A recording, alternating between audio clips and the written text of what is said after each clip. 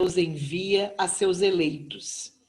Não vos aflijais, pois quando sofrerdes, antes, bendizei de Deus onipotente, que pela dor neste mundo vos marcou para a glória no céu. Sede pacientes. A paciência também é uma caridade e deveis praticar a lei de caridade ensinada pelo Cristo, enviado de Deus. A caridade que consiste na esmola dada aos pobres é a mais fácil de todas. Outras há, porém, muito mais penosa e, consequentemente, muito mais meritória. A de perdoarmos aos que Deus colocou em nosso caminho para serem instrumentos do nosso sofrer e para nos porem à prova a paciência. A vida é difícil, bem eu sei. Compõe-se de mil nadas, que são outras tantas picadas de alfinetes, mas que acabam por ferir. Se, porém, atentarmos nos deveres que nos são impostos, nas consolações e compensações que, por outro lado, recebemos, havemos de reconhecer que são as bênçãos muito mais numerosas do que as dores. O fardo parece menos pesado quando se olha para o alto do que quando se curva para a terra a fronte. Coragem, amigos. Tendes no Cristo o vosso modelo. Mais sofreu ele do que qualquer de vós e nada tinha de se penitenciar, ao passo que vós tendes de expiar o vosso passado e de vos fortalecer para o futuro. Sede, pois, pacientes, sede cristãos. Essa palavra resume tudo. Eu vou pedir para a Suzana fazer a nossa prece inicial.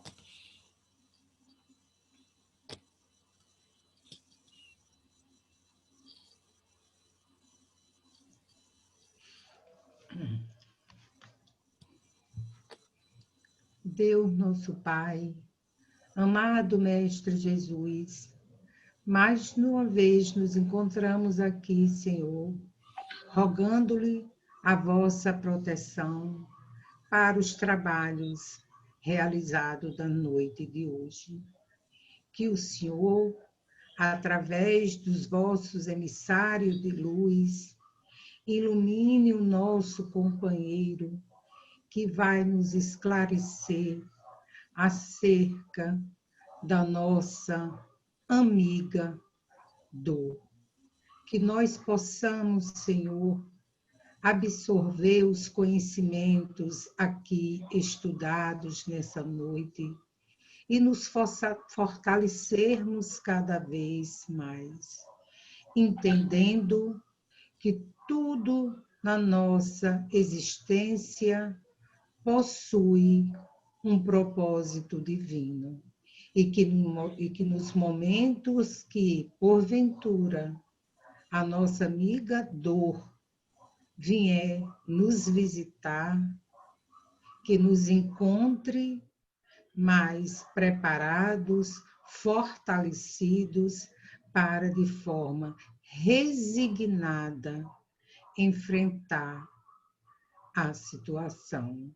Com a vossa permissão e a permissão dos benfeitores espirituais que conduzem este trabalho de fraternidade, pedimos a permissão para iniciar. Que assim seja, Senhor. Bom, gente, é assim com muita alegria, né, que nós estamos aqui para mais uma roda, promovida pelo 21º CEU, a área de educação. E hoje nós vamos contar com a presença do Adriano, que é um companheiro do CERJ, da área de relações externas, mas atua também em Comerge, depois ele pode informar um pouco mais sobre isso. E esse tema de hoje, a gente assistiu o Adriano falando em um seminário do acolhimento espiritual do CERJ. Foi um seminário muito interessante. Aí, quando nós ficamos para definir, né, qual seria o tema, a gente acabou se recordando desse momento.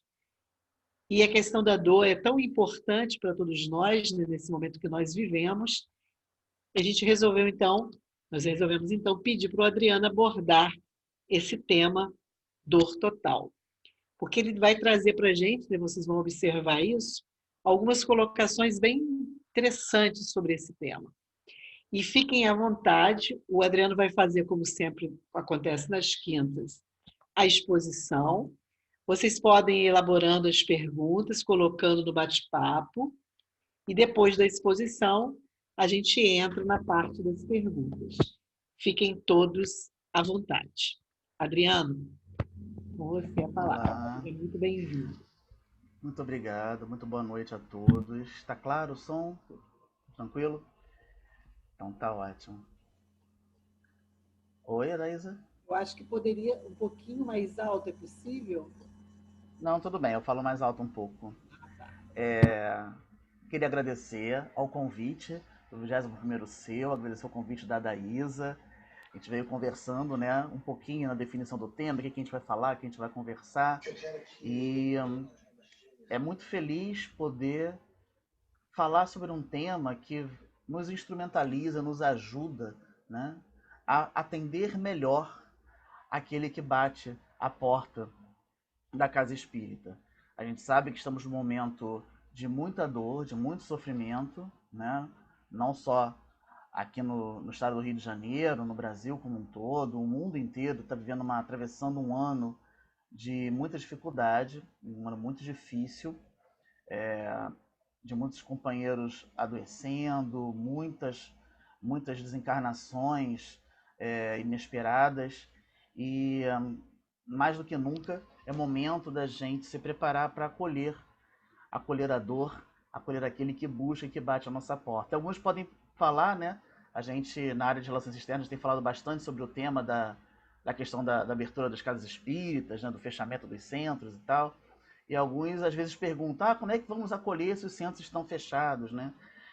É, nós somos espíritas em qualquer canto, e a nossa casa espírita ela é muito mais viva que as paredes, né, de alvenaria, onde nós nos reunimos regularmente.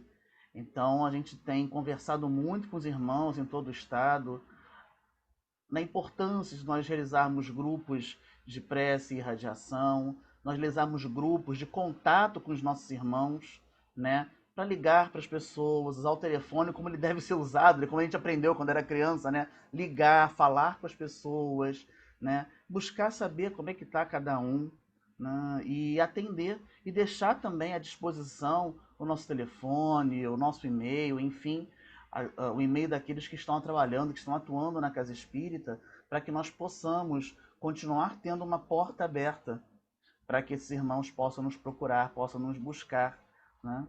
Porque nós sabemos que o atendimento aos nossos companheiros, ele, claro, que se dá de uma forma diferente quando eu estou frente ao outro, presencialmente, mas nas ligações de vídeo, né, a gente pode fazer pelo próprio celular hoje, a gente tem como olhar para o outro, a nossa voz, ou tem como perceber a nossa voz, o tom da nossa voz, a gente tem como acolher, tem como abraçar, né? E mais do que isso, nós somos espíritos, né? Nós sabemos que aquilo que nós pensamos, aquilo que nós emitimos e emanamos, alcança aqueles que estão para quem nós estamos direcionando aquele nosso pensamento de amor, aquele nosso pensamento de cuidado e de acolhimento. Então a gente sabe que algumas casas estão até reabrindo, a gente sabe disso. Nossa orientação no SERJ ainda é o máximo possível evitar as reuniões, atividades presenciais, porque ainda estamos numa fase que agora, esses últimos dias, até ganhou uma certa estabilidade no número de casos e óbitos no Rio de Janeiro, mas é uma estabilidade que ainda assusta, né? A gente dizer que está tudo bem quando morrem cerca de 100 pessoas por dia no estado do Rio de Janeiro por conta da Covid-19, eu particularmente não fico tranquilo com isso e não acho que está tudo bem, né? Eu acho que ainda é muito arriscado a exposição nossa e daqueles companheiros que tem mais de 60 anos ou que tem diabetes ou hipertensão, outros quadros de doenças crônicas que podem ficar mais graves, né? Embora a gente saiba que a Covid-19 não escolhe muito, né, as pessoas que vão adoecer e que vão falecer. A gente tem visto isso, né, os jornais, as televisões têm mostrado para a gente pessoas de todas as idades, né, que infelizmente estão desencarnando nesse momento. Então a gente procura sempre orientar, né, se puder manter atividade não presencial, se puder manter o mínimo de atividades presenciais e quando for realizar, selecionar muito bem quem vai poder estar presente à casa, né? Ah, porque tem um trabalho social que precisa distribuir as bolsas. Ok, vamos tentar fazer isso, mas os trabalhadores que estejam ali sejam aqueles que têm menor risco. Que a gente tome muito cuidado com isso, né? Ah, achei que ela fosse fazer uma pergunta. Então, a nossa orientação tem sido essa, e quando a gente pensou lá atrás, quando a coordenação do serviço de atendimento espiritual pensou nesse tema para o seminário que aconteceu em agosto, né, foi muito por conta desse momento que nós estamos vivendo. É preciso entender a dor e entender esse conceito de dor total, que é um conceito que a gente habitualmente não trabalha, não conhece, não é um conceito criado, não é um conceito espírita, é um conceito que vem dos cuidados paliativos, né? A gente vai mostrar, eu vou compartilhar com vocês aqui a tela para mostrar algumas ideias, algumas imagens sobre isso, e que é um conceito muito importante, que permite que a gente olhe para aquele que bate a nossa porta, para aquele que vem nos procurar no atendimento fraterno da Casa Espírita, ou na conversa, na recepção do Centro Espírita, ou no final da reunião pública, né, quando a gente acaba a reunião pública, vem alguém conversar com a gente, que a gente possa atender aquele nosso irmão de forma mais ampla possível, buscando olhar para aquele nosso companheiro nas diversas faces que a dor pode apresentar. É muito comum a gente julgar o outro pela aparência, né? Você, ele não tá sentindo dor, não tá doente, né? Não tem problema de dinheiro, né? Tá reclamando de quê? Né? Cada um de nós sabe a dor que traz. Então é importante esse conceito de dor total, porque ele vai nos pedir sempre esse olhar mais amplo, esse olhar mais ampliado para a questão da dor do nosso companheiro, do nosso irmão. Então a gente vai compartilhar aqui. Ok. Deixa eu só. Isso, já está aparecendo, né?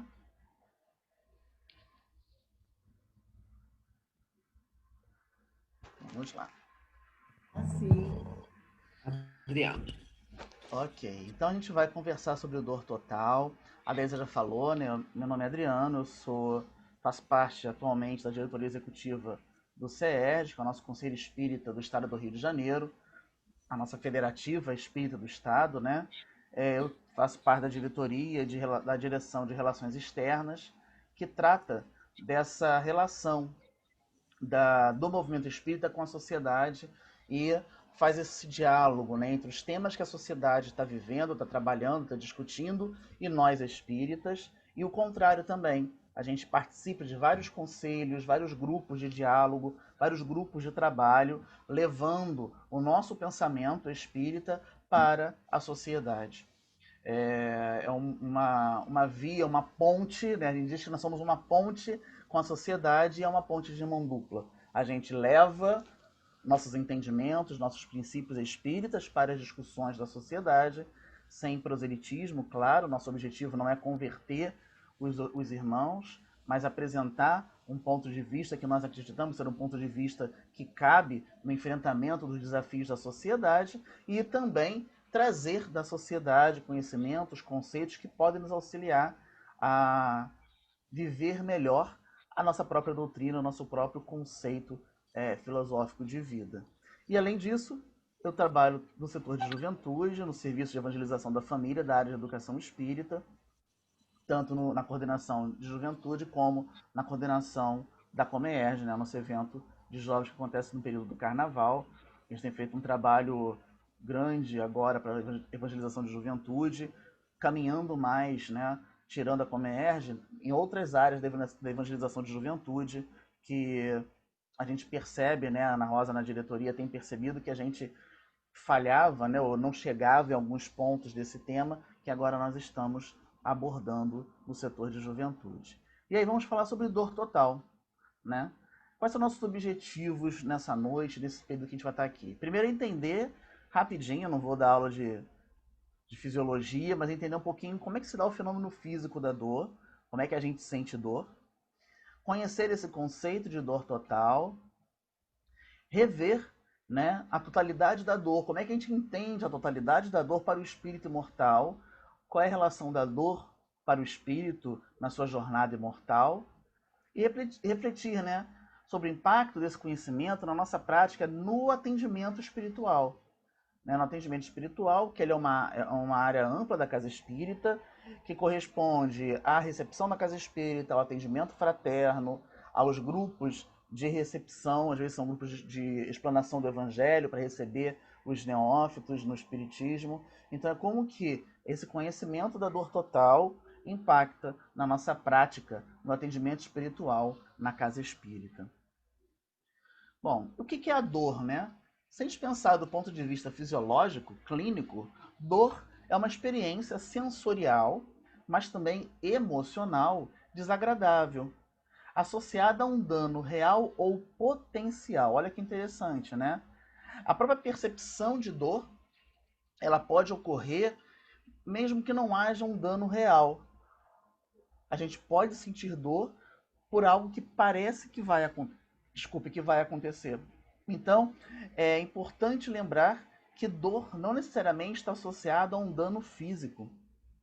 Então, pode ser uma experiência emocional desagradável com um dano potencial, algo que pode vir a acontecer. Então, esse é um ponto importante, né? Nós não deveríamos julgar nunca, eu acabava de falar sobre isso antes de projetar as telas, né? Nós não deveríamos julgar nunca, não julgueis. É o grande princípio. Mas, habitualmente, nós julgamos. E muitas vezes nós desqualificamos ou minimizamos a dor do outro. Quando outro diz que tem dor, e mesmo que seja uma dor física que ele diga sentir, é muito comum a gente minimizar a dor do outro, né? Em particular, e aí eu falo por conta da pediatria, eu sou pediatra, né? É comum às vezes as pessoas minimizarem a dor das crianças, né? A criança fala da sua dor, diz que está sentindo determinada dor, e a gente vai lá e fala que não é para tanto, né? Tem certeza que está sentindo tudo isso? Né? Eu acho que não. Né? E aí aquela coisa de tentar minimizar, de tentar botar a criança para diante, reduzir a reclamação de quem está ao nosso lado. E nós temos dois componentes importantes quando a gente fala da dor. Uma percepção, que é a percepção física do tecido, do local onde você corta, que é machucado, mas também pode ser a percepção do indivíduo, daquele espaço, aquele momento, do ambiente, do que ele está vivendo. E a interpretação desse dano. É aquela coisa de você olhar assim, esse corte é tão pequeno, não pode estar sentindo tanta dor. Só quem tem como interpretar o quanto de dor está sentindo é a pessoa que sente a dor. Não tem como eu olhar para o corte do outro, para o machucado do outro, e julgar se aquele corte traz mais ou menos dor. Não nos cabe. Não nos cabe. Nos cabe acolher a dor do outro. Não somos nós que estamos sentindo a dor, não somos nós que estamos interpretando essa dor. Esse mecanismo, né, eu não vou entrar em detalhes, mas é um mecanismo que envolve receptores, se eu estiver falando de dor física, que ele tem uma questão da transmissão disso pela coluna até o cérebro, né? Isso é integrado com outras áreas cerebrais. Por isso a gente fala muito da emoção da dor, porque cada um de nós vai perceber essa dor de maneira diferente, porque nós vamos integrar essa sensação de dor com memórias, com vivências, com coisas que nós já vivemos e sentimos no passado. Por isso, para uns, determinada situação nos traz mais dor do que para o outro. Eu não sei o que o outro viveu, eu não sei como é que foi a infância dele, eu não sei como é que foi o acolhimento à dor dele quando ele era criança, eu não sei como é que foi o crescimento dele, como é que ele se tornou adulto, em que momentos ele sentiu dor e como essa dor foi acolhida. Então pode ser que para o indivíduo que percebe aquela dor como algo gigantesco, ele tenha vivido na sua vida várias dores que não foram acolhidas. Então ele precisa de acolhimento, precisa de colo, de cuidado. Por mais velho que ele seja, né? A gente costuma muito também dizer que os mais velhos estão de frescura, né? Ah, que frescura, sentindo dor, dizendo que está com dor. Frescura, sofrendo por nada. Quem somos nós para dizer que o outro está sofrendo por nada? Não sou eu que estou percebendo aquele sofrimento, não sou eu que estou integrando no meu cérebro aquele sofrimento, não sou eu que estou jogando para adiante, reagindo a partir das minhas vivências. E nós, que somos espíritas, sabemos que, além do cérebro, existem todas as vivências perispirituais, todas as vivências espirituais que estão gravadas no nosso perispírito. O que nós trazemos de outras vivências, de outras reencarnações, que está associado com aquela situação, com aquele momento, que nos faz ter tanto medo de algo, que nos faz aumentar tanto a dor. Mesmo quando o outro olha e diz assim, não tem tanto sentido nessa dor. Para ele tem. Nós não sabemos as vivências que ele traz. Isso é muito importante. E aí, quando a gente olha, se a gente não está vendo claramente que existe o machucado, a gente tende a, repito, minimizar, tende a subestimar e não acolher, não cuidar. Nós, por algum motivo, queremos que o outro, que aquele que vem em busca do cuidado, vem em busca do atendimento, vem em busca do acolhimento, chegue dizendo e mostrando claramente onde estão os machucados. E muitas vezes ele não quer mostrar. Muitas vezes ele tem vergonha daquilo, muitas vezes ele tem questões da sua educação que o impedem de falar claramente, abertamente sobre o que ele está sentindo. Essa dor pode ter a ver com questões financeiras, essa dor pode ter a ver com questões do sentimento, da emoção, e ele ter dificuldades de apresentar para você, que tem a função de acolher, onde estão os machucados. E muitas vezes a gente precisa olhar com olhos que vão para além do corpo físico. Olhos que estejam atentos à emoção, aos sentimentos. Olhos que saibam ver. E as nossas perguntas, quando nós formos dialogar, conversar com o outro, precisam ser questões que deixem o outro falar. Porque a gente às vezes acha que sabe o que o outro está sentindo e fala assim, eu sei. Não, você não sabe. Ou então o outro acaba de dizer, aí todo mundo conhece gente que faz isso, né? A pessoa fala, não, estou com uma dor aqui na perna, aí o outro vem assim, mas a minha dor na perna é muito maior que a sua. Eu, quando tenho dor na perna, ele começa a falar da sua própria dor na perna. E aquele que chegou com dor na perna deixou de ser o assunto principal. Deixou de ser o centro da conversa. Nem sempre o nosso irmão vai chegar mostrando quais são as dores que ele está trazendo. Nem sempre é simples, nem sempre é fácil. E mesmo que ele apresente claramente uma dor, é preciso buscar, auscultar, para saber se aquela dor que ele está apresentando é a dor principal. Será que aquele machucado realmente é o que ele que precisa ser acolhido naquele momento? Será que aquilo ali não é apenas uma forma que ele mostrou de chegar ali? É muito comum a gente hoje em dia, quando fala sobre juventude, né, estudar a questão das autolesões, das automutilações. Né? E, infelizmente, muita gente ainda acha que as automutilações são para aparecer. Isso é para aparecer, isso é para chamar a atenção do namorado, da namorada, né? Isso é para chamar a atenção. É para chamar atenção, sim. Porque existe uma dor muito grande ali. Muito maior do que um corte no braço. Então é preciso olhar para aquele jovem e buscar extrair daquele jovem quais são as dores reais que ele está sentindo. Por que ele precisa de uma lesão física que com certeza traz dor física para que alguém o perceba? O que será que ele quer gritar e que não consegue gritar para todos nós? Então é preciso olhar para além, olhar por trás. E aí, quando a gente fala de dor total, da onde vem isso, né?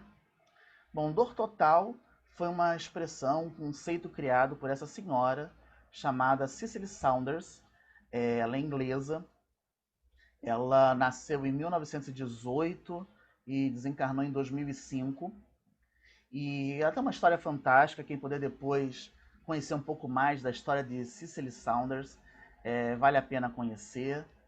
Ela nasceu em 1918, começou a estudar para ser enfermeira, e aí, quando estava estudando como enfermeira, começa, né, a guerra, a Segunda Guerra Mundial, e ela resolve, né, se alistar, vai trabalhar como enfermeira na guerra, e cuida de muita gente, atende muita gente. Quando acaba a guerra, ela começa a ver que as pessoas precisavam de cuidados para além do corpo físico, né? Além dos machucados. As pessoas precisavam de apoio do governo, precisavam de dinheiro, precisavam de comida, precisavam de emprego, que após a guerra estava tudo destruído, né? E aí, como enfermeira, ela viu que não poderia ajudar muito. Então ela resolve fazer uma outra faculdade e ela se forma em serviço social. Ela vai ser assistente social. E aí então ela já era enfermeira e aí se tornou assistente social. E aí começa a trabalhar como assistente social e aí começa a surgir casas para chamados hospices, né? Que são casas para pessoas que estão em estado terminal, né? Com doenças que não têm mais cura. E aí ela começa a perceber que um dos problemas mais graves que ela via era a dificuldade de controlar a dor dessas pessoas.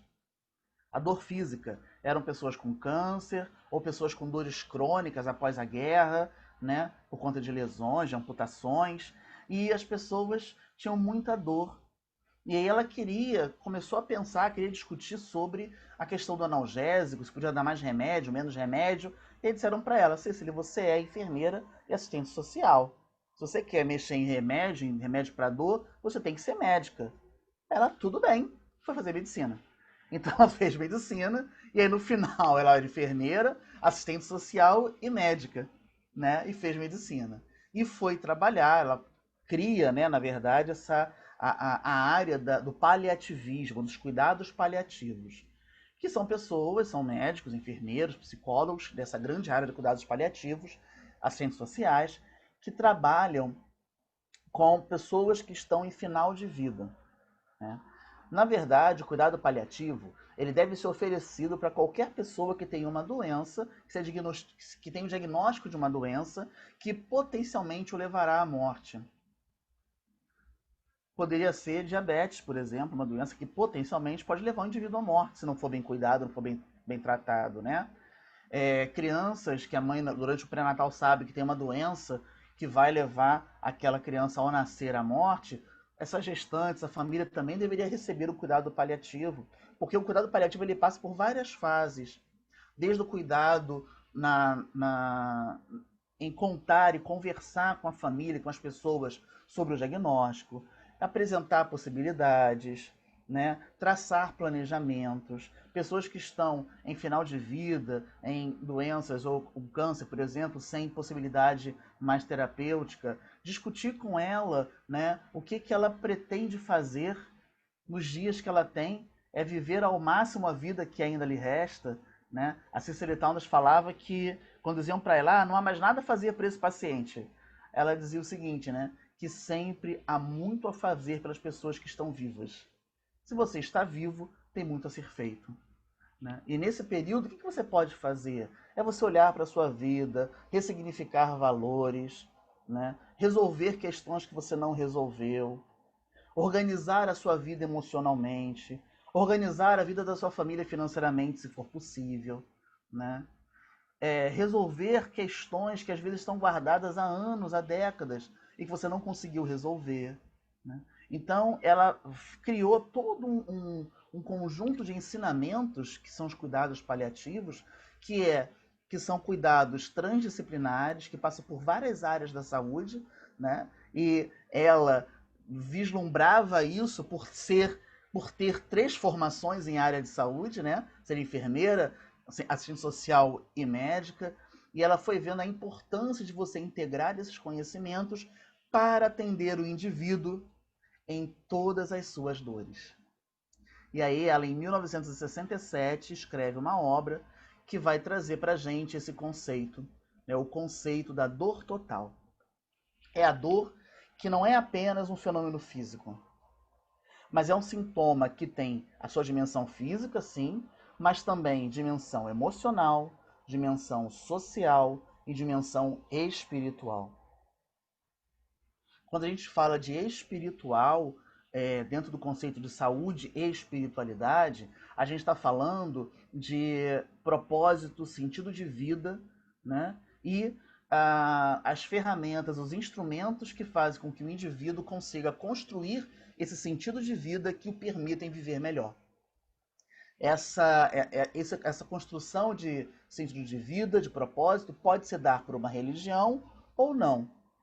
As religiões, porque esclarecem o indivíduo frente à sua causa, ao motivo de estar vivo e como deve se conduzir a sua vida, são institutos que deveriam fortalecer esse sentido de vida, esse propósito de vida. Por exemplo, somos espíritas. O espiritismo fortalece meu sentido e significado de vida? É preciso que a gente pense sobre isso. Ele me esclarece por que eu estou vivo? Me esclarece qual o objetivo da minha vida? Me orienta sobre como enfrentar a dor e o sofrimento naturais da vida humana? Me consola frente aos enigmas da morte? Então, ele me oferece recursos para que eu consiga encontrar sentidos e significados na minha vida.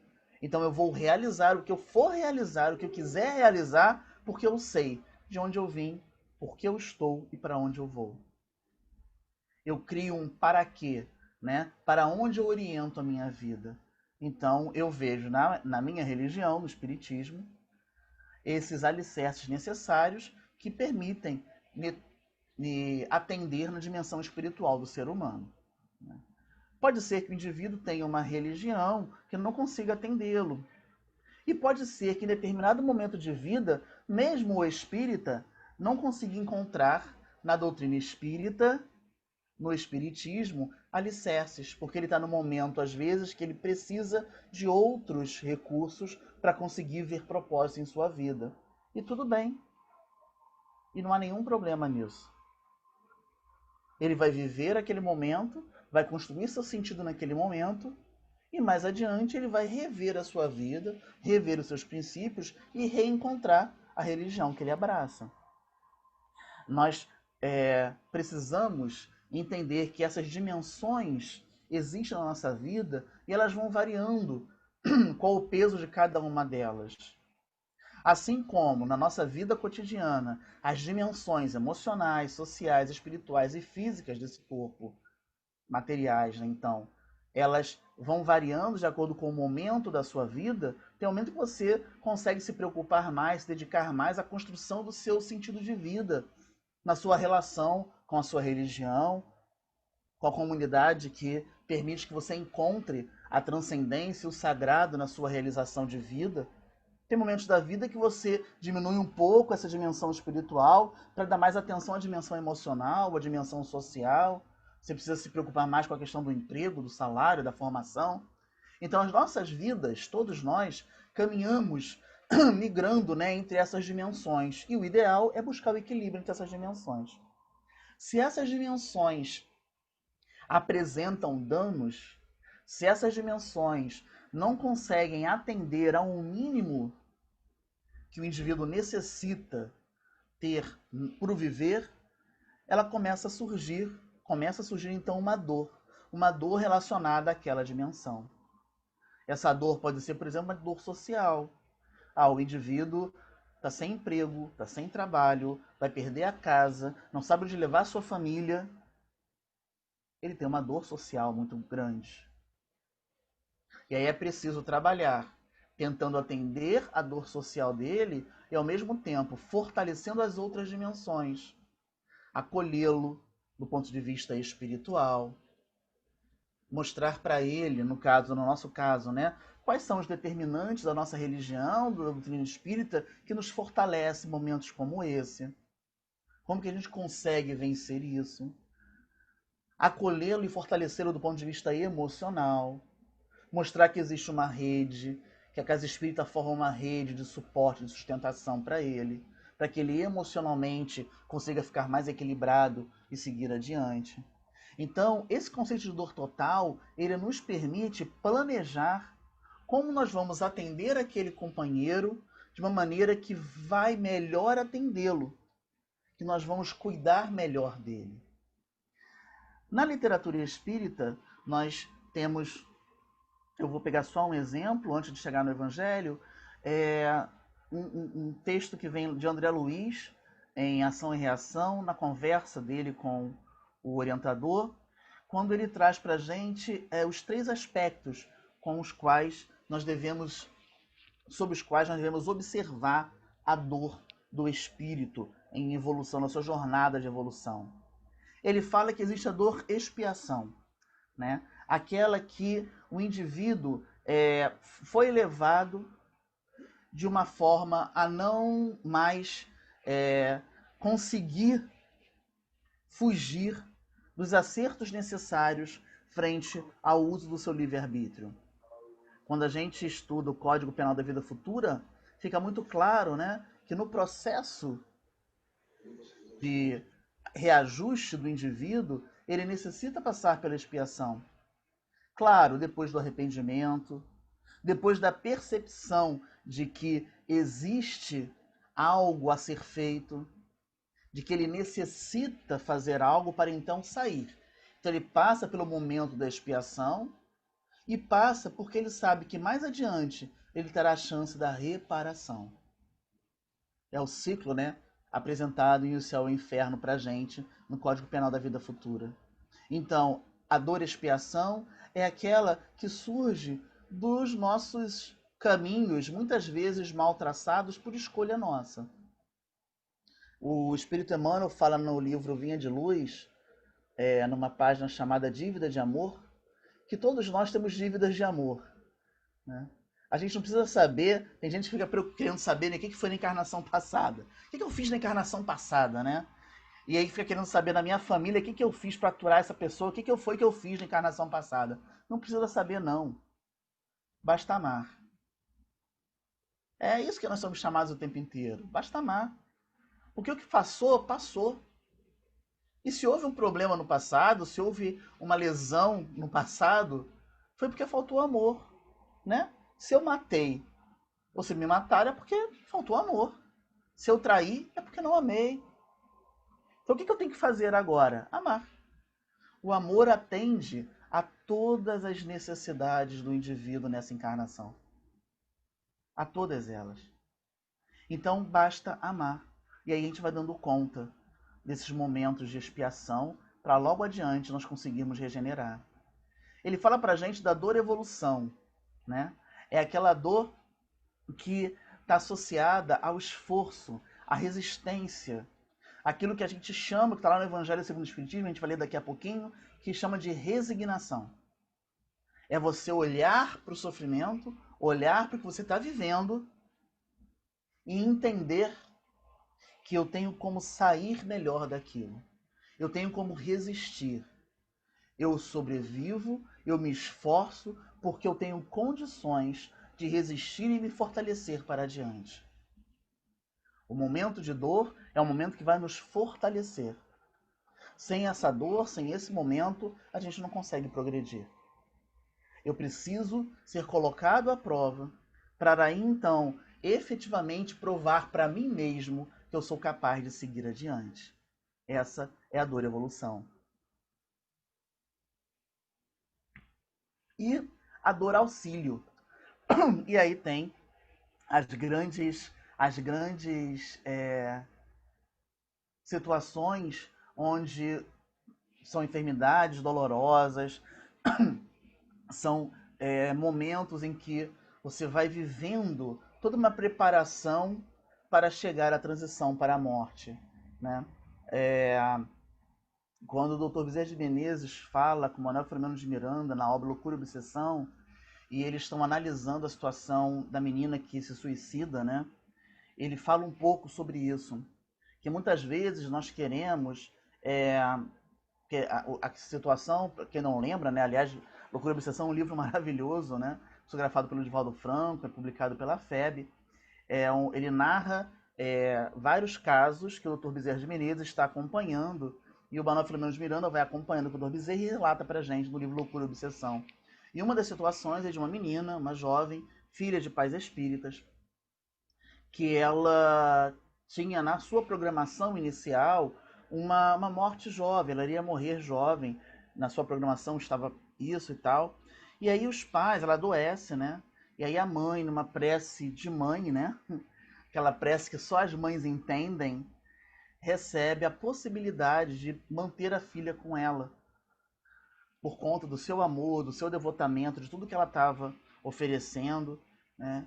E os pais sabem da situação reencarnatória da menina, mas eles assumem que vão cuidar dela e vão evitar que ela novamente se suicide, como já aconteceu no passado, né?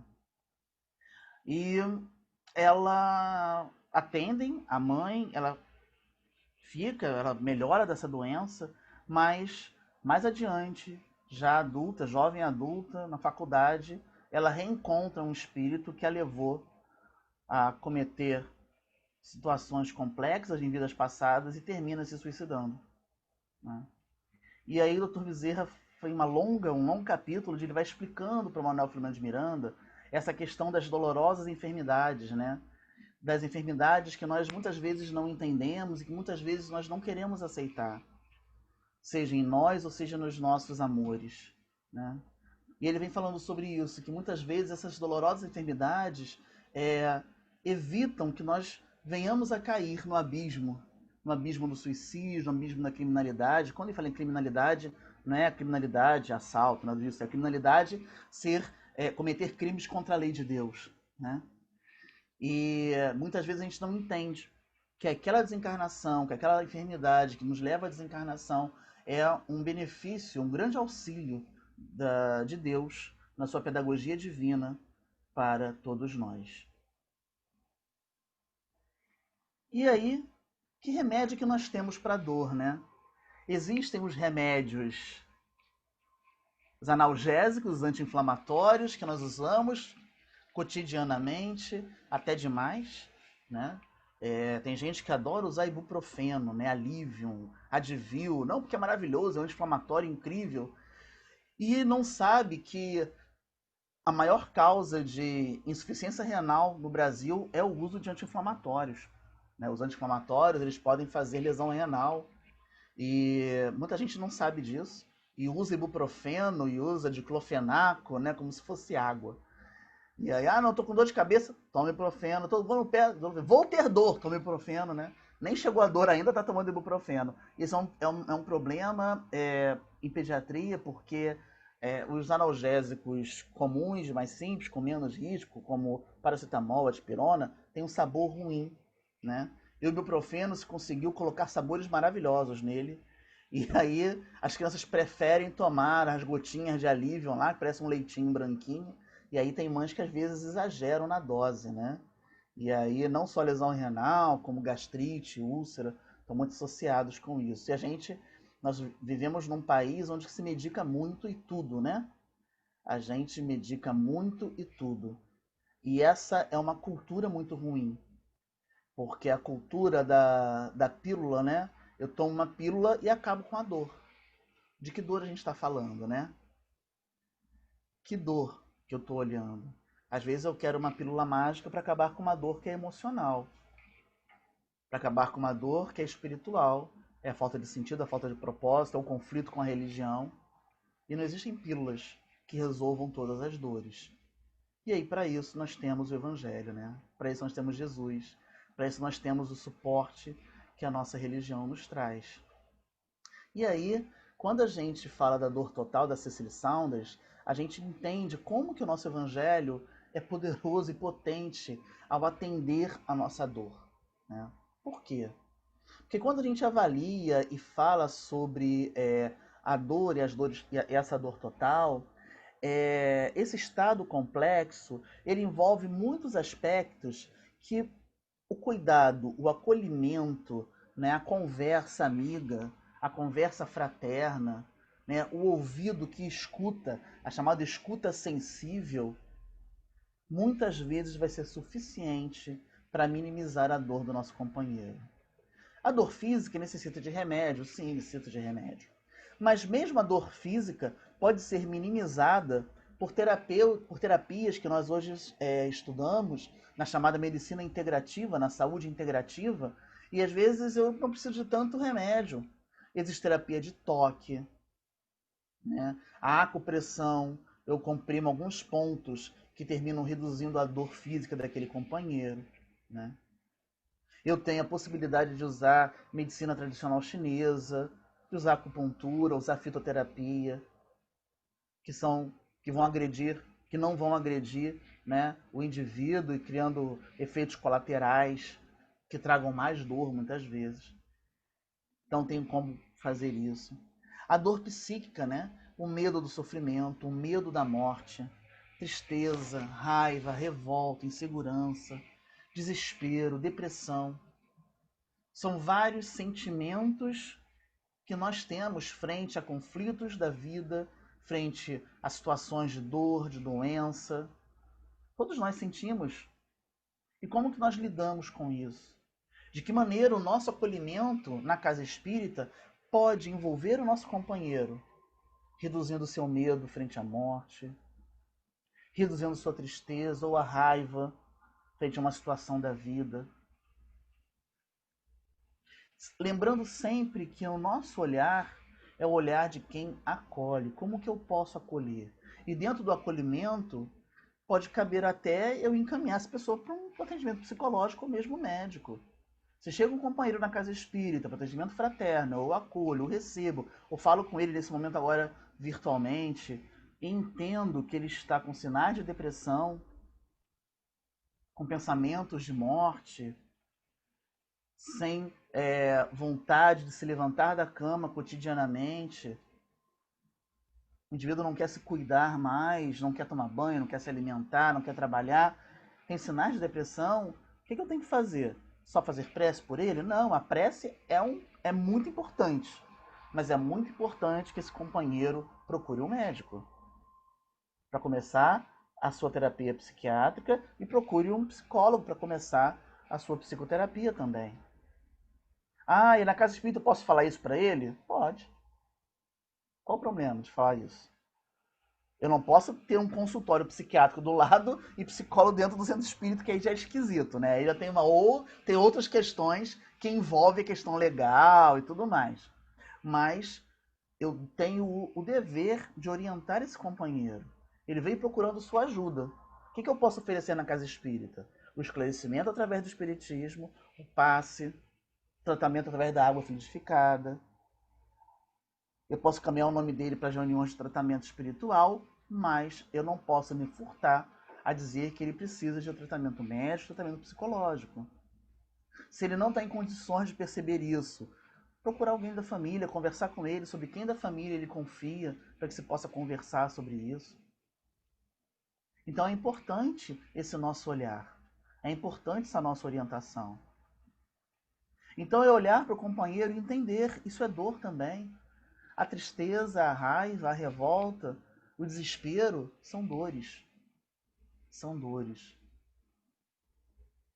A dor social pode ter a ver com questões econômico-financeiras, mas também pode ter a ver com rejeição, com sensação de inutilidade, com dependência. E aí eu olhar para aquele companheiro e entender Por que ele está vivendo essa situação? Ele se sente rejeitado na sua família, na casa espírita, que há irmãos que se sentem rejeitados na casa espírita. Infelizmente, ainda há muitos companheiros que na casa espírita são discriminados, são convidados a se retirar por orientação sexual, por posições, por comportamentos. É uma dor social. E a dor espiritual.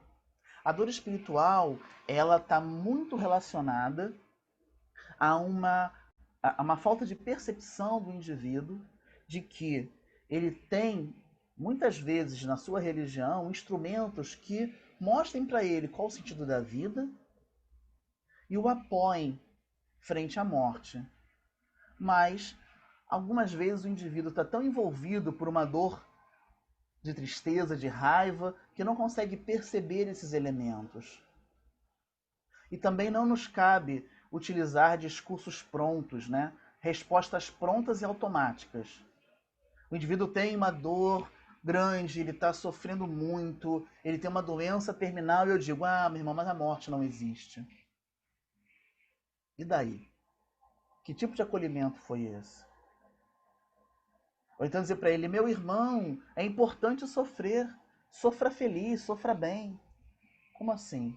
Eu não estou ali, não tenho como perceber, interpretar a dor dele. Então é preciso que a gente aprenda argumentos espíritas que fortaleçam o sentido de vida do indivíduo, que fortaleçam o enfrentamento desse nosso irmão, dos conflitos, desafios do cotidiano, que fortaleça a sensação de por que viver, de significado de vida. E não usar frases prontas. Kardec fala lindamente no texto que trata do livre pensamento, na Revista Espírita, quando ele fala, né, que o espiritismo não é uma máquina de crer. Espiritismo não é máquina de crer. Então, em espiritismo não cabe argumentos que gerem culpas. Em espiritismo não cabe falácias. Em espiritismo não cabe frases prontas. Porque cada um de nós é um espírito imortal, é uma individualidade. E cada um de nós merece um cuidado individualizado. Logo, frases prontas não cabem. É preciso olhar para aquele irmão, auscultar aquele coração e verificar que dores eu encontro naquele irmão. Em relação à saúde e espiritualidade, sentido de vida, propósito, relação com a vida e com o que vem depois, se é um caso de doença, como que aquele irmão encara isso e de que maneira a nossa doutrina espírita consegue fortalecê-lo para viver melhor esse momento tão difícil. Sem máquina de crer, sem frases prontas. Não funciona assim. Na nossa religião, a princípio, não deveria haver culpas perante Deus, né? Não há processo de culpa. Não há pecado e culpa. Cada um de nós é responsável pela nossa jornada evolutiva e vai construindo, através de um longo processo de aprendizado, de erro, de acerto, de tomada de consciência para acertar mais do que errar, a nossa jornada de felicidade. E não é culpa de Deus. Nem a culpa, nós temos que assumir uma culpa que nos marca, que nos prende, né? Como dizia aquele pessoal, a síndrome do meio-fio, né? Você fica parado no meio-fio, se dizendo culpado, né? Não adianta isso. A resignação ela é ativa. Eu preciso olhar, reconhecer que há o erro e ver de que maneira eu vou caminhar adiante. De que maneira eu vou reparar o que foi feito e seguir adiante. Porém, muitos companheiros ainda constroem uma narrativa que traz culpa para o espírita.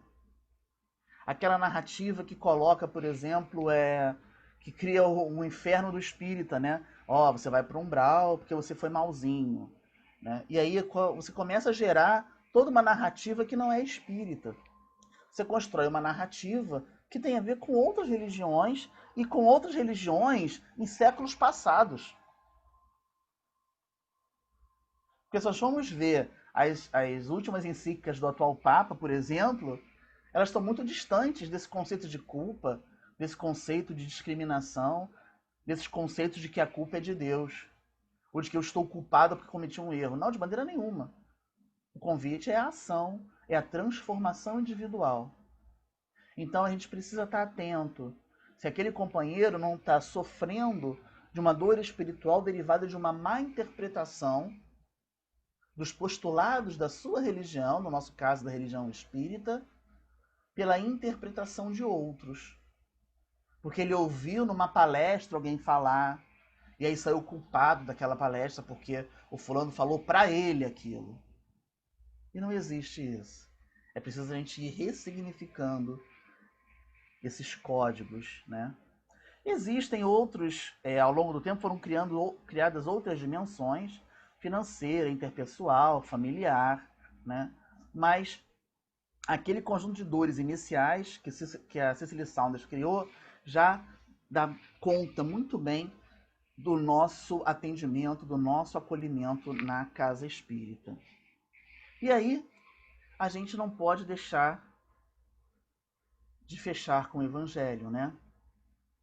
A gente precisa entender que a dor, que a aflição é uma grande oportunidade. Todo momento, toda situação de conflito íntimo, toda situação que gera incômodo, que gera alguma dor, é uma situação de oportunidade. E aí é preciso buscar esse conceito de forma clara, traduzi-lo de forma clara para os nossos irmãos. Porque às vezes isso é dito num sentido de vangloriar a dor, vangloriar o sofrimento. Né? Uma vez eu ouvi um companheiro falar, sabe que o espírita gosta de sofrer. Aí eu não gosto não. Eu acho que sofrer é ruim a beça, ruim pra caramba.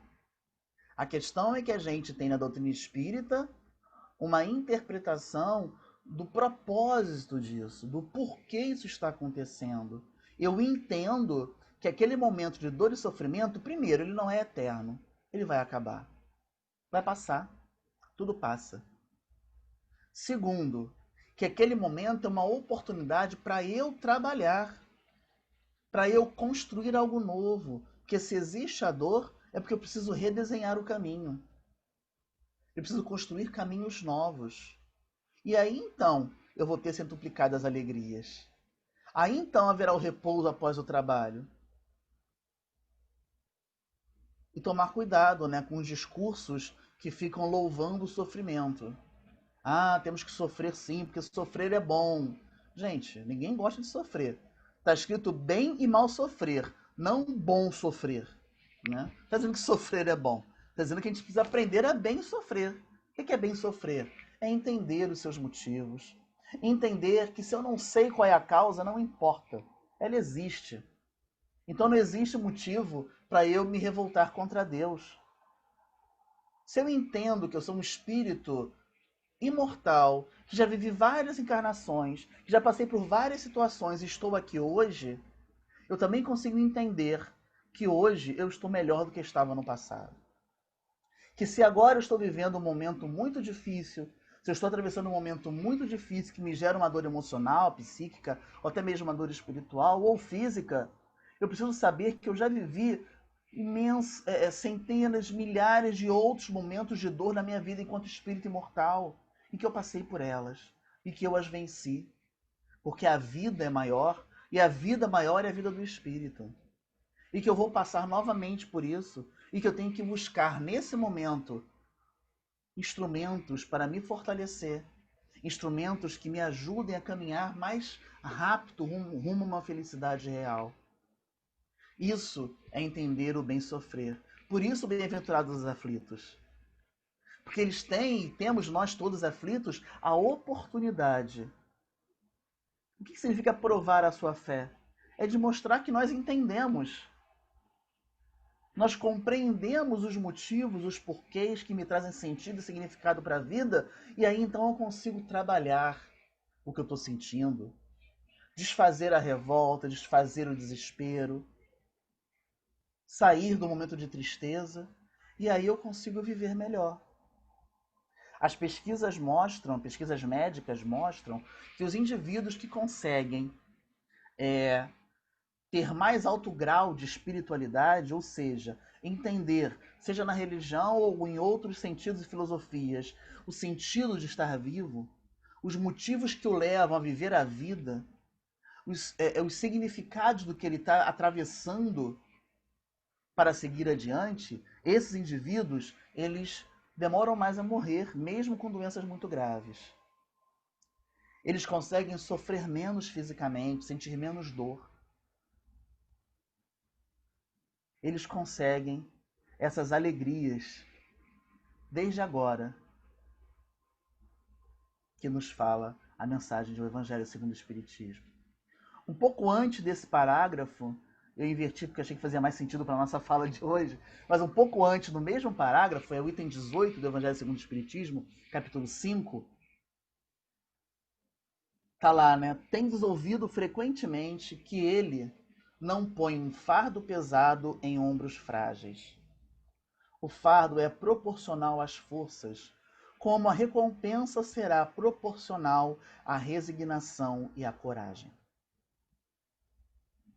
É tão lindo você saber que Deus está atento, que Deus está cuidando de todos os seus filhos. E que se há uma dor nesse momento, eu preciso ressignificar essa dor e pensar de que forma eu consigo viver este momento entendendo que os meus ombros são frágeis, mas que o fardo não será nunca maior. Eu tenho como dar conta desse fardo.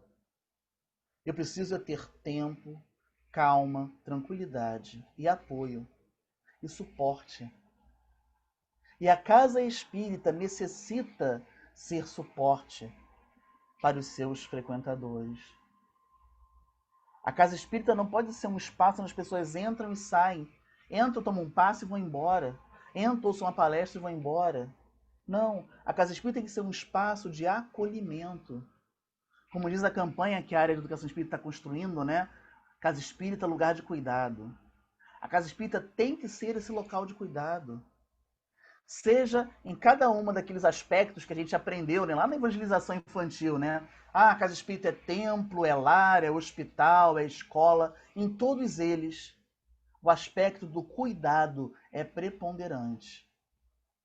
Se eu chego doente nesse hospital, eu vou receber cuidado, carinho, o remédio espiritual que seja, o remédio do abraço, o remédio do amor. Se eu chego para ser educado, e todos estamos aqui para ser educados, qual a melhor ferramenta de educação? Já nos falava Pestalozzi, né? É o amor. É o amor que vai tocar coração, cérebro e as mãos dos educandos. E todos nós somos educandos na grande seara do Mestre. Se nós buscamos a casa espírita em busca de um lar, nós devemos ser a família de todos que buscam, todos os que batem a porta da casa espírita. Porque somos irmãos, filhos do mesmo Pai. Porque devemos construir entre nós esses laços familiares, porque se estamos juntos na mesma casa espírita, com certeza pertencemos a um grupo familiar espiritual. Ninguém chega, ninguém bate a porta de uma casa espírita ou outra por acaso. Aí eu vinha pelo caminho, de repente olhei e vou entrar ali. Não é por acaso. Tem tanta gente que vai para uma casa espírita, não gosta, não se afiniza, vai na outra, às vezes volta na primeira e aí consegue, não, aqui é realmente a melhor. Ou então, nunca vai naquela casa porque eu acho que não vou gostar dali por algum motivo. E no final, quando chega lá, é onde você encontra aqueles amores que você estava guardando há tanto tempo. Então, mais uma vez, o cuidado e o acolhimento. E o templo, né? O templo do espírito é o coração. Então, é preciso que no nosso templo espírita, nós consigamos perceber que cada um de nós carrega em nós o nosso templo íntimo. Dessa maneira, a gente consegue, na nossa casa espírita, atender a esse nosso irmão, acolhendo, cuidando, fortalecendo para enfrentar as dores, em todas as dimensões que elas possuem. E assim, ele terá resignação, que é enfrentar o desafio, aprendendo com esse desafio, e terá coragem, para construir um planejamento frente à dor. O que eu faço frente à dor? O que eu faço frente a um diagnóstico difícil? O que eu faço frente a uma situação inesperada? Eu tenho que parar, ter certeza de que o meu ombro é frágil, mas o fardo não é mais pesado do que eu possa suportar, de que eu estou frente a uma oportunidade para viver a fé, e aí então vencer e aprender com esse desafio. Então o conceito de dor total, ele passa por um entendimento da casa espírita que precisa mudar o seu olhar frente ao sofrimento, e passa por todos nós que temos que olhar para nossas dores, entendendo que elas têm várias dimensões e que nós precisamos tratar e cuidar delas nessas várias dimensões. Que a gente seja sempre, tenha sempre esse alvorecer, tenha sempre o sol nascendo dos nossos corações, que é o sol da doutrina, que é o sol carinhoso de Jesus em nossas almas. Muito obrigado, gente. Obrigada, Adriano. Nós temos no bate-papo algumas questões. Vamos lá. Só uma curiosidade. Todo mundo estava vendo uns riscadinhos no slide? Aham. Ah, tá. Alguém na apresentação anterior é que eu não apaguei. É porque você pode, tem uma coisa que você pode fazer no Zoom de desenhar, de escrever, na Entendi. apresentação dos outros. E aí isso aconteceu na apresentação que eu fiz anteriormente, que eu usei algum desses slides. E aí eu não cliquei e apaguei. Para mim não aparece quando eu vejo a minha apresentação, só quando eu entro no Zoom. Então tem que apagar ela lá de novo. Vamos lá. Vamos pegar aqui. A primeira questão que apareceu aqui, Adriano, Aham. qual a Fala. diferença entre a dor e o sofrimento? Hum. A dor é o evento, né? A dor é o que está acontecendo, o que eu estou sentindo. É aquilo que às vezes eu não sei nem nomear. Por isso a gente precisa saber como buscar, como extrair do outro, né? E o sofrimento, ele é todo o conjunto de reações que o indivíduo traz frente àquela dor, né? O sofrimento é a relação do indivíduo com a dor. Então, quando eu tenho a dor, mesmo que eu não saiba nomear essa dor, a forma como eu reajo, como eu ajo, como eu vivo carregando aquela dor é o sofrimento. E esse sofrimento ele vai ser maior, pior, de acordo com essa relação que eu vou construindo com essa dor. À medida que eu vou melhorando a minha relação com a dor, que eu vou significando, entendendo essa dor, esse sofrimento vai diminuindo. Ok. Aí temos uma outra aqui também.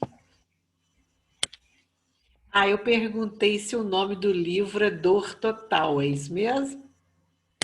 Tem livro chamado Dor Total, mas eu posso procurar depois o livro que ela escreveu inicialmente. Existe um livro chamado Dor Total também, mas tem o livro dela mesmo, eu posso passar depois para você, eu não tenho aqui agora comigo. Eu fiquei curiosa de Faço conhecer sim, um pouco mais. faço sim. Aí vem uma outra pergunta. A maior parte das pessoas que apresentam sinais intensos de dor tendem a uma vitimização. Nesse sentido, qual seria a acolhida a ser realizada sem minimizar a sua dor e, ao mesmo tempo, não reforçar a vitimização? Aí eu volto com uma pergunta. Será que o processo de vitimização não é uma dor? Não é uma tentativa de esconder outras dores? Será que o indivíduo que está o tempo inteiro nessa postura de vítima não está mostrando para a gente que ele traz consigo dores que não foram ainda nomeadas? Então é preciso uma ausculta atenta, uma conversa atenta, para que o companheiro possa aos poucos ir trazendo o que efetivamente ele está sofrendo, o que efetivamente ele está vivendo. Por que ele está o tempo inteiro nessa situação, né? Nesse sofrimento constante, nessa relação doentia com a dor? Então é importante a gente estar atento a isso. Né? Talvez tenha algo escondido ali que a gente não achou ainda. E muitas vezes, né, Adriano, isso acaba até afastando as pessoas que Sim, querem ajudar. sim, Quando a pessoa fica nisso, né? E por despreparo de quem está querendo ajudar, acaba criando uma separação. Eu acho que a pessoa sim, que fez a sim, sim. pergunta está nessa Sim, preocupação. essa é a questão, né? A gente tem que olhar para o outro e entender que esse processo é um processo de dor, né? É um processo que esconde muitas dores. É um sofrimento para ele, né? Que eu falei da questão da relação, né? Então, na relação daquele companheiro com as suas dores, ele está usando desse processo de vitimização, né? Então, como é que eu tenho que olhar? Eu não posso abandonar. Fica parecendo que a gente faz e nada resolve, né? Mas será que eu, eu cheguei no ponto? Talvez eu ainda não tenha chegado ao ponto que efetivamente dói. Aí fica para a gente o alerta do quanto as pessoas que trabalham, né, no acolhimento espiritual na casa espírita precisam estudar, né? Quer dizer, além do Exatamente. amor, né, da compaixão e tudo, mas o quanto precisa estudar para poder fazer essas distinções também, né? Uhum. Não, você tem que. É, é interessante que todo trabalho, né, todo trabalho na casa espírita, ele depende de vários conhecimentos. A gente, às vezes, tem muito boa vontade, mas não quer estudar. E, infelizmente, apenas a boa vontade, né, não vai permitir que a gente consiga atender os nossos irmãos, que a gente consiga evangelizar as crianças e os jovens da melhor maneira, né? Porque vai faltar alguma coisa que a gente consiga atender os nossos companheiros. Você vai. Essa aqui. Eu vou desligar um minutinho só, gente, aqui, peraí. Mas eu tô ouvindo, pode continuar falando, Daísa. Eu agora, tenho aqui agora um comentário. Sim. Eu vou ler o comentário. A dor é o efeito que nos remete a investigar a causa. Ela só Uhum. vem por sermos crianças espirituais, e no momento que conhecermos a verdade, vos libertará, pois aprenderemos com o amor. Por ora teremos dor, mas urge amenizarmos o sofrimento, pois temos ciência que somos merecedores. A gente tem que tomar só um pouco de cuidado de não achar que a gente está merecendo a dor, né? A gente merece ser feliz. Acho que isso é uma coisa muito importante. A dor faz parte do nosso processo evolutivo. Faz parte do nosso processo evolutivo a dor. Mas é importante a gente lembrar que nós merecemos ser felizes. A nossa reencarnação não existe para que nós tenhamos dor e sofrimento. A dor vai acontecer, porque está dentro do processo evolutivo, mas o sofrimento vai estar na medida de como eu encaro essa dor, né? E se eu consigo entender essa dor como oportunidade, esse sofrimento será cada vez menor. E eu vou continuar aprendendo com isso. É muito importante a gente ter essa visão, né? De que nós não estamos. É aquela coisa, o espírita gosta de sofrer? Não. Né? A gente está aqui para entender que a dor faz parte do processo, porque nós geramos dor no passado. Mas como que a gente vai sair desse ciclo, né, das reencarnações e do ciclo dessa dor? Melhorando a nossa relação com a dor e amando. A gente vai encurtar o sofrimento e vai cada vez ter menos dor na nossa jornada. Então é importante lembrar disso. A gente merece ser feliz. Nós merecemos ser amados. Nós merecemos a felicidade. Isso é muito importante. A gente não pode tirar isso da nossa mente. Aqui não tem mais. Alguém ainda, nós temos possibilidade de mais uma pergunta, que nós estamos caminhando para o nosso encerramento.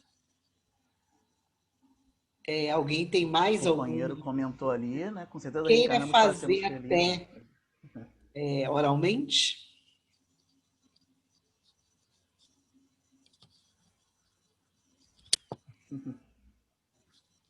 A pessoa colocou, com certeza reencarnamos para sermos felizes. A dor, a meu ver, é a falha reencarnacionista, a reencarnatória? A dor, ela acontece porque houve falha nossa, do espírito, dentro da sua reencarnação, né? Então, ela é uma consequência das falhas que você vai caminhando, que você vai realizando no seu caminhar. Como nós estamos agora, né? Em estágios que a gente vai tentar, e está tentando, se esforçando para cada vez cometer menos falhas, a expectativa é de que haja menos dores, né? Então, pelo menos eu estou trabalhando para isso. Acho que a gente consiga trabalhar nisso, né? Ter menos falhas para no futuro ter menos dores. E ressignificando um pouco essa nossa jornada, essa nossa caminhada. Mais alguma questão, pessoal? Ok? Carlinhos? Ok? Então, Adriana, suas palavras sempre muito oportunas, né? Nos ajudam em nossas reflexões. Então, nosso agradecimento a você, né, que está nesse trabalho lá no CERJ, com tantas ocupações, né, e reservou um tempo para nós. Então, nosso agradecimento.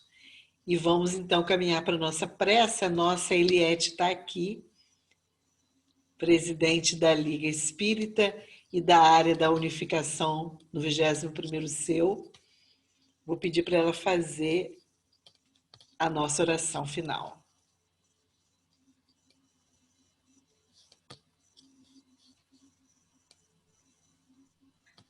Amado Mestre Jesus, estamos agradecidos por mais esta oportunidade, dessa reflexão de assunto tão importante, onde nos auxiliou muito, nos dando possibilidade de também auxiliar outros companheiros que estão necessitando também. Abençoa, Senhor Jesus, os nossos propósitos de acertar, de estudar, de buscar ser melhor, de estar desenvolvendo em nós cada vez mais o conhecimento, o amor ao próximo, a solidariedade e, principalmente, buscar nos colocarmos no lugar do outro, principalmente nesse momento de acolhimento, como tão bem colocou o nosso companheiro. É necessário nos colocarmos no lugar do outro e não estarmos ali a dar conselhos, a palavras, frases prontas, que muitas vezes agride até o próprio companheiro. Que a tua luz possa se fazer em todos os corações que estiverem conosco nesta noite, sintonizados nesse trabalho, nessa roda de conversa, que tem trazido grandes benefícios à nossa comunidade espírita, ao nosso movimento espírita do 21º CEU. Que tu possas, Senhor, permitir que estejamos cada vez mais buscando essas oportunidades de esclarecimento para que possamos estar fortalecidos sempre na fé, no conhecimento e na paz interior. Fica conosco, Senhor. Agradecemos de coração ao nosso companheiro Adriano, que trouxe tantos esclarecimentos de uma forma tão serena, tão calma, calando fundo aos nossos corações. Obrigado, Senhor. Esteja conosco, hoje, agora e sempre.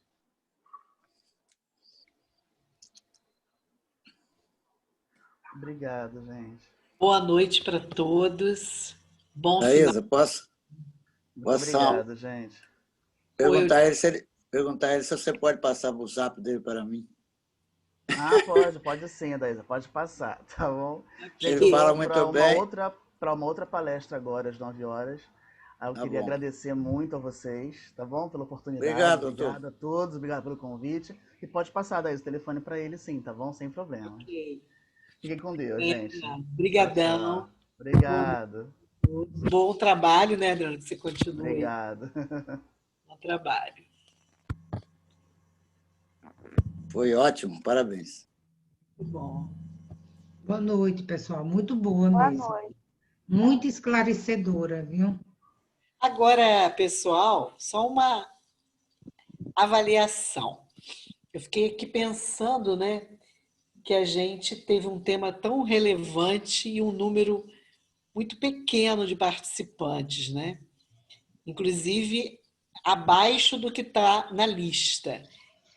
Vocês estão achando oportuno nós continuarmos todas as quintas com as rodas? Como que vocês veem isso? Eu acho. Eu sou de Vitória e acho ótimo. Isso é muito bom. Claro, para mim tem sido assim, eu falo todo mundo que eu conheço, estou falando de coração, de verdade, tem me ajudado muito mesmo. Tem sido assim profundamente enriquecedor. É como se eu estivesse me capacitando todas as semanas. Eu agradeço muito ao grupo, agradeço mesmo. Tem alguém que vocês tenham ouvido, né? Alguém ou mais de um, né? Que vocês gostariam que a gente convidasse novamente? Alguma sugestão de nome? Foram tantas pessoas, né, assim, que trouxeram, que fica até difícil agora, no momento, eu teria que rever, porque muita gente, assim, todos trouxeram colaborações muito boas. Mas se a gente Da, convidar, Daísa, quem a gente Daísa, Oi. Daísa, se você quiser me passar seu e-mail, eu tenho uma lista de quase 140 só de ótimos, no nível dele assim, que eu posso te mandar e você convidar, que a maioria falam. São todos ótimos no mesmo nível dele. De Belo Horizonte, São Paulo, Pernambuco, vários lugares do Brasil. Porque eu pesquiso muitos palestrantes, graças a Deus eu gosto de fazer isso, além de programar 2 casas, 3 casas eu ajudo. Então eu tenho uma lista muito boa, 140 nomes, você pode, já é do Rio de Janeiro, vários lugares, são todos ótimos, você pode, qualquer um que você convidar, principalmente da AME, todos falam muito bem. No nível dele, assim, entendeu? Fica só, aí você que sabe. Tudo bem. Quero Tem colaborar. uma pessoa que colocou aqui agora que a gente deveria especificar mais. Não colocar só o tema muito enxuto, foi a Gisele que está falando isso, mas colocar um pouquinho mais do que será abordado.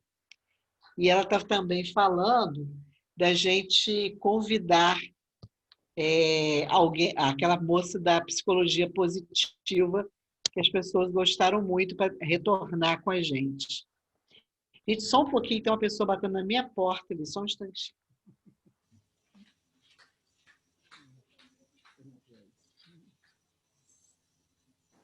Fala, Carlos. Tudo bem, Carlos?